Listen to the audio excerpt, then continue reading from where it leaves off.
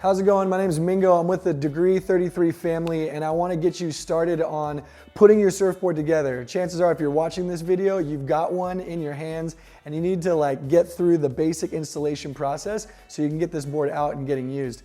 I'm going to walk you through some of the components that are coming with your packaging, including the fins and some of the hardware that's going to help you install that stuff. Let me walk you through it so you can get your own board set up.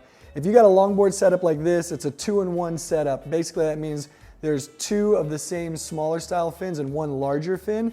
I'm going to walk you through how you get those things installed and get everything all nice and tidy so you can be set to go.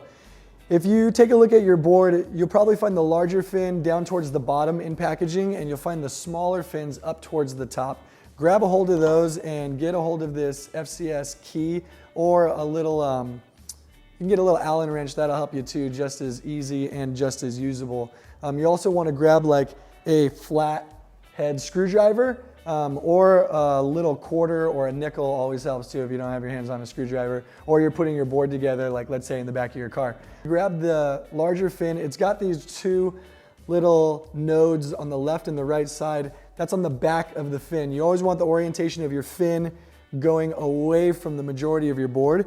You can see up here in the fin box, there's some slots where this will go in, and sometimes you'll find a little bit of resin in there, either inside the fin box or inside the FCS over the areas where you'd actually bore out the screws. You can always just take your key or a little nail and you can just pluck out the extra resin in there.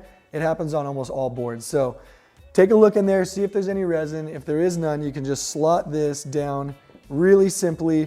You want to wiggle it in. You don't want something to be super, super tight. If you feel like it's not easily, with a little bit of gusto, sliding in, you can always pop it back out and take some fine grit sandpaper and just shave away on the fin so that you kind of get it to lodge in. You really want it to fit snug. There should be a screw that is oriented towards the back of it. They're all stock locked down. You'll unscrew that, slide it up to where it matches where the hole is. Line those up. You can drop the screw in right there, tighten it up, and this should be ready to ride. Once you get the larger center fin set in and dialed exactly where you want it, you can move on to these smaller fins. And this is really simple, but there is an orientation that you want to pay attention to. Each of these fins have a flat side to them and then a beveled kind of edge side to them. The flat side is going to go towards the center of the board, and you won't be able to just jam these down. When you get your board, there's going to be some pins in here that you're going to have to draw out in order to get the fin to slot in. You can take your FCS key or any Allen style wrench. You're just going to back this out with a few twists. It's really simple. If it feels way too hard or it's grabbing for any sort of reason, you want to get in there and pay attention to what's going on, because you don't want to wreck these little screws. They're kind of touchy, right? So I'm going to back these out. You're going to have them kind of expose over the threshold of the board. That's how you know you got them out far enough. But if you just look down at the box, you'll see that the screws are no longer encroaching on the space where these fins are going to go. It's got two little ports. You just slide it in really simply. You want to make sure that the base is flush.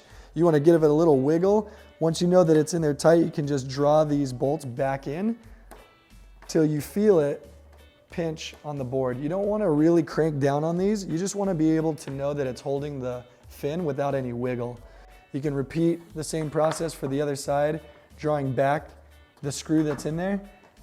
Once you draw that screw back, check the fin, line it up, drop it in, resync those screws, and you'll be set up, ready to go. It's an option to use the two smaller fins on the outside. Some people like to not use it because it kind of gives them a little bit of a retro feel. But if you want a little bit more performance, a little bit more grab, you can always slot these in. And if you want to get real crazy, just use one, have a ball.